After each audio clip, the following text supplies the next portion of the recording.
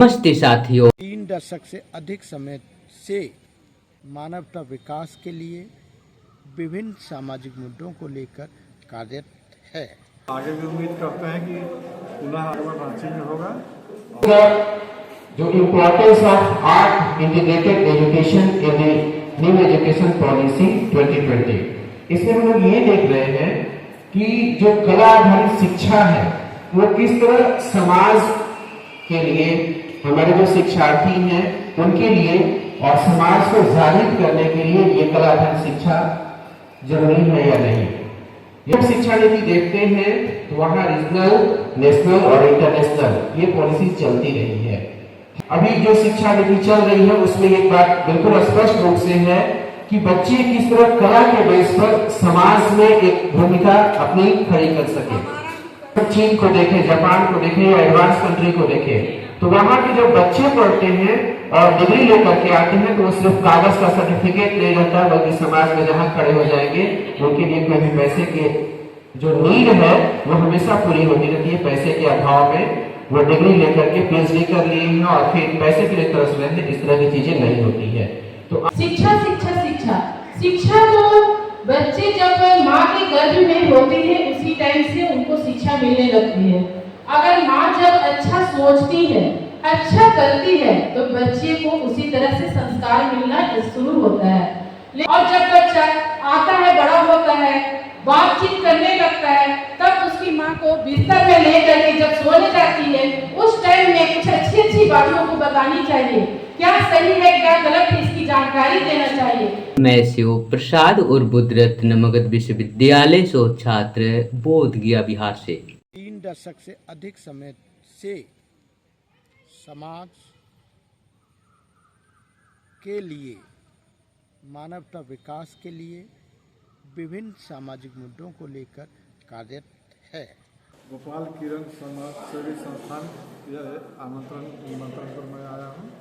एक सेमिनार था, शैक्षणिक सेमिनार, और शैक्षिक सेमिनार में से खास करके राष्ट्रीय शिक्षा नीति के बारे में, उनके महत्व के बारे में विषय वस्तु पर बहस करनी थी और भाषण करना था। उसमें आपका क्या अनुभव रहा? बहुत सुंदर अनुभव रहा और आगे भी उम्मीद करते हैं कि पुनः आगमन रांची में होगा। और अब उम्मीद करते हैं कि पूरे भारतवर्ष में इस संस्था का जो कार्यक्रम है वह हमेशा सफल रहेगा और सफल रखने की हम शुभकामनाएं भी देते हैं। यहाँ दिया गया था कि किस तरह जो importance of art integrated education in the new education policy 2020, इसमें हम लोग ये देख रहे हैं कि जो कला आधारित शिक्षा है वो किस तरह समाज के लिए, हमारे जो शिक्षार्थी हैं उनके लिए और समाज को जागृत करने के लिए ये कला आधारित शिक्षा जरूरी है या नहीं। यदि हम लोग एनईपी 2020 की बात करें या 1968 की बात करें, नई शिक्षा नीति की बात करें, 1986 की बात करें या उसके बाद जो भी शिक्षा नीति आई उन सब पर हम चर्चाएं करें तो कुछ समानताएं थी। जैसे एक बात उभर करके आई कि हम लोग रीजनल लैंग्वेज को भी प्रीफर करें, इसके साथ साथ जो क्षेत्रीय भाषा है उसको प्रीफर करें, फिर हम नेशनल लैंग्वेज जैसे हिंदी की भाषा को प्रीफर करें और फिर इंग्लिश जो इंटरनेशनल लैंग्वेजेस हैं। तो जब भी हम शिक्षा नीति देखते हैं तो वहां रीजनल, नेशनल और इंटरनेशनल ये पॉलिसी चलती रही है। हाँ, अब कला आधारित शिक्षा की बात करें तो यदि हम जाते हैं नालंदा, तक्षशिला और विक्रमशिला विश्वविद्यालय, तो अभी जो शिक्षा नीति चल रही है उसमें एक बात बिल्कुल स्पष्ट रूप से है कि बच्चे किस तरह कला के बेस पर समाज में एक भूमिका अपनी खड़ी कर सके। यदि हम नालंदा के इतिहास को पढ़ते हैं तो वहां भी हम पाते हैं कि हमारे 5 सब्जेक्ट थे और उसमें स्किल डेवलपमेंट की बातें थी। विषय के जो टॉपिक है उसमें नेम अलग अलग हो सकते हैं, लेकिन मूल उद्देश्य यही है। जैसे हम चीन को देखें, जापान को देखें या एडवांस कंट्री को देखें, तो वहां के जब बच्चे पढ़ते हैं और डिग्री लेकर के आते हैं तो वो सिर्फ कागज का सर्टिफिकेट नहीं रहता, बल्कि समाज में जहां खड़े हो जाएंगे उनके लिए कोई भी पैसे के जो नीड है वो हमेशा पूरी होती रहती है। पैसे के अभाव में वो डिग्री लेकर के पीएचडी कर लिए हैं और फिर पैसे के लिए तरस रहे हैं, इस तरह की चीजें नहीं होती है। तो आज इंटीग्रेटेड जो लर्निंग्स है लगातार अभी डायट की बात की जा रही है। डायट में भी आप देखेंगे कि जो ट्रेनिंग है उसमें आज इंटीग्रेटेड लर्निंग की बात अलवर्ट की जा रही है। सब लोग शिक्षा से जुड़े हुए हैं, जो हमारे प्रशिक्षण चल रहे हैं उस प्रशिक्षण में भी आज इंटीग्रेटेड लर्निंग की बात अलवर्ट की जा रही है। और इसका फलाफल यही होगा कि यदि बच्चे इन चीजों में निपुण हो जाते हैं तो जो हमारा समाज होगा वो बहुत शक्तिशाली होगा, क्योंकि हम सिर्फ पढ़ लिए और प्रैक्टिकल यदि हमें ज्ञान नहीं है तो उस डिग्री का कोई बेनिफिट नहीं है। यदि हम जापान को देखें तो वहां हमेशा अर्थक्वेक आते रहते हैं, लेकिन अर्थक्वेक से जो नुकसान होता है बहुत कम होता है। कारण क्या है कि बच्चे को हमेशा उस तरह की प्रशिक्षण दी जाती है कि उनको एक कॉल किया गया कि अर्थक्वेक आ रहे हैं तो बच्चे तुरंत अलर्ट हो जाते हैं।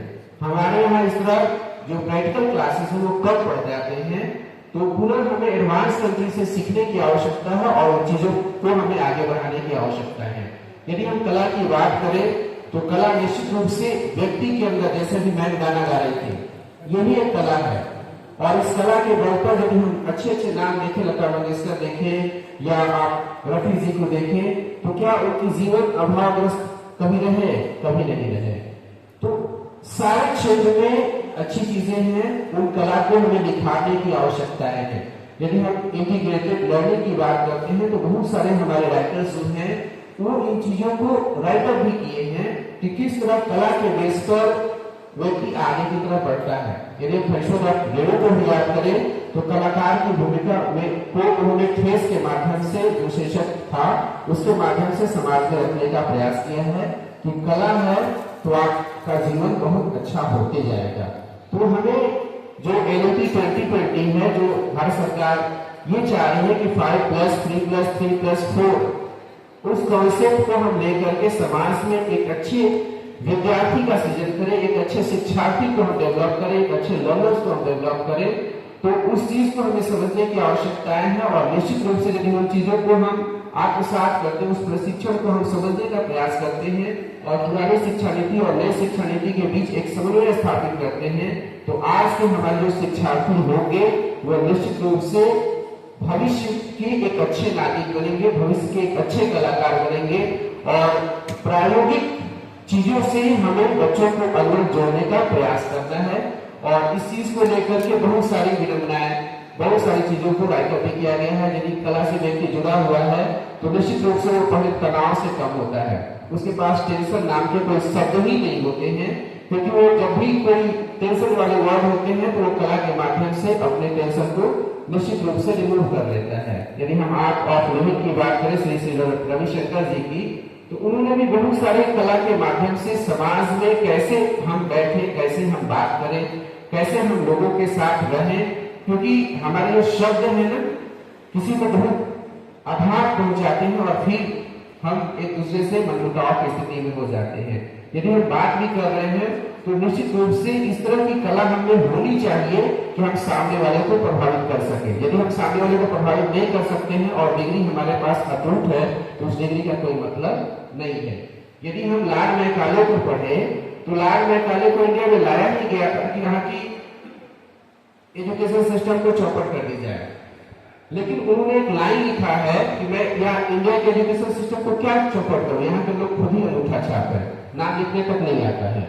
बहुत ही खुशी की बात है और ये शुरुआत है। इंशाल्लाह आगे चल करके ये कार्यक्रम और भी बेहतर तरीके से हम लोग करा सकेंगे और मैं कोशिश करूंगी कि हमारे टीम के सारे लोग सहयोग करके इस कार्यक्रम को आगे बढ़ाने की कोशिश करेंगे। और मैं एक बात सुबह से जब से आई हूँ तो शिक्षा के बारे में सुनते आ रही हूँ।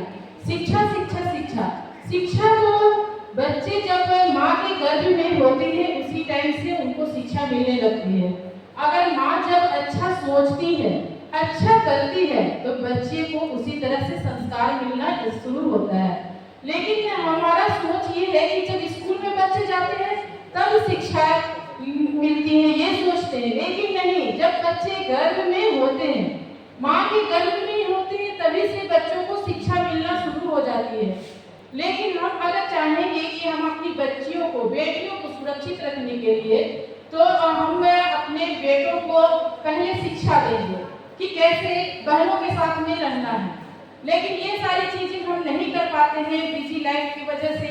1 घंटा भी नहीं निकाल पाते हैं अपने बच्चों के साथ बैठ करके कुछ अच्छी बातें करने के लिए, जिसके वजह से आज का जनरेशन इतना गलत तरीके से मतलब लोग चल रहे हैं कि जिसका कोई भी अंत ही नहीं है, बढ़ता ही जा रहा है।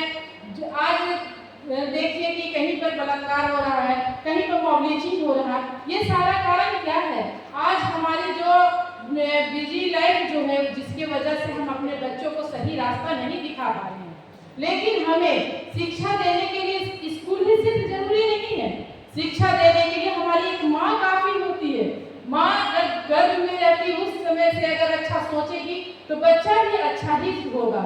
लेकिन जब बच्चा गोद में होता है उस टाइम भी माँ है तो बिजी लाइफ की वजह से बच्चे को गोद में भी पढ़ा नहीं पाती है, सही तरीका सिखा नहीं पाती है। और जब बच्चा आता है, बड़ा होता है, बातचीत करने लगता है, तब उसकी माँ को बिस्तर में लेकर के जब सोने जाती है उस टाइम में कुछ अच्छी अच्छी बातों को बतानी चाहिए। क्या सही है क्या गलत है इसकी जानकारी देना चाहिए। कम से कम 1 घंटा अगर माँ निकाल लेती है अपने बच्चे के लिए टाइम, तो आने वाला जनरेशन हमारा बहुत बेहतर होगा। आगे चल करके हम जैसे कि देखते हैं आने वाला दिन में लड़कियों को हर तरह से दबाया जाता है, लड़कियों को सही गलत बताया जाता है, लेकिन लड़कों को फ्रीडम दिया जाता है। लड़कों को कभी सिखाया नहीं जाता है क्या सही है क्या गलत है। अगर आज हम अपने बेटों को अगर शिक्षा सही देने लगे तो कल हमारी बेटियां भी सुरक्षित रहेंगी और आने वाला जनरेशन भी हमारा बहुत बेहतर होगा। तो इस तरह से मैं अगर शिक्षा के साथ साथ अगर स्कूल में 1 घंटा अगर टीचर भी अगर टाइम निकाल करके सप्ताह में 1 ही दिन अगर टाइम निकाल करके कुछ अच्छी बातें का क्लास लेती हैं, सारी जानकारी देती हैं क्या सही है क्या गलत है, तो इंशाल्लाह बहुत बेहतर होगा। लेकिन अभी टीचर को इतना व्यस्त कर दिया गया है। आज गवर्नमेंट टीचर को जाकर के देखिए, एक स्कूल में 1 ही टीचर मिलेंगे और उनको काम इतना ज्यादा है कि बच्चों को सही से वो पढ़ा नहीं पा रही है, जिसकी वजह से बच्चे बिगड़ भी रहे हैं। और आज हमारे स्कूल में हम बहुत बार ऐसे स्कूल में जाते हैं जहाँ पर बच्चे देख रहे हैं कि खेल रहे हैं, लड़ाई कर रहे हैं और टीचर अपनी रिपोर्ट बनाने में व्यस्त है। तो वैसी जगह में अगर टीचर नहीं है तो हमारे स्कूल में पढ़ाई होगी कहाँ से? अगर मान लीजिए कि पढ़ाना भी चाहती है टीचर तो उनका इतना व्यस्तता है रिपोर्ट में, उनका इतना काम है कि जिसकी वजह से वो टाइम नहीं दे पा रही है। अगर वो टाइम देगी भी तो कैसे देगी? एक टीचर की वजह से वो स्कूल में सही से शिक्षा दे नहीं पा रही है। कल हमारे जब हम लोग पढ़ते थे तो हमारे गवर्नमेंट का कभी एक पेंसिल भी फ्री में नहीं दिया, लेकिन उस टाइम का पढ़ाई और अभी का पढ़ाई जब फ्री में सब कुछ मिल रहा है तो देखिएगा कि एक भी पढ़ाई नहीं, पूरा जीरो। आज का पढ़ाई हमारी सरकार बहुत मेहनत कर रही है, बहुत पैसा खर्च कर रही है, लेकिन पढ़ाई के मामले में वो जीरो है। तो इस चीजों को हम लोगों को बेहतर करना होगा, जड़ से हम लोगों को पकड़ना होगा और शिक्षा को बेहतर करने के लिए हम लोगों को एक अलग से अभियान चलाना होगा। गर्भ में जब बच्चा होता है तो उनका जनरेशन इस तरह से आने वाला दिन नहीं हो सकता है। इसकी माँ को भी सुधरना होगा, माँ को भी ये सोचना होगा कि हम अपने बच्चों को कैसे सुधार करें, अपने समाज का, अपने गांव का, अपने प्रखंड का विकास करें और अपने जिला का भी। वीडियो देखने के बाद आपको दिलो दिमाग में जो बातें आ रही है उसे आप प्रतिक्रिया या क्रिया के रूप में कमेंट बॉक्स में अवश्य लिखें। बेहतर और व्यापक बनाने के लिए आपके जहन पर कोई आइडिया है तो उसे भी आप शेयर कर सकते हैं। यदि यह वीडियो आपको अच्छा लगता है तो इसको आप भिन्न भिन्न ग्रुपों में शेयर करें, लाइक करें और कमेंट अवश्य करें। इसी के साथ आप तमाम लोगों को मेरी ओर से बहुत बहुत धन्यवाद। साधुवाद।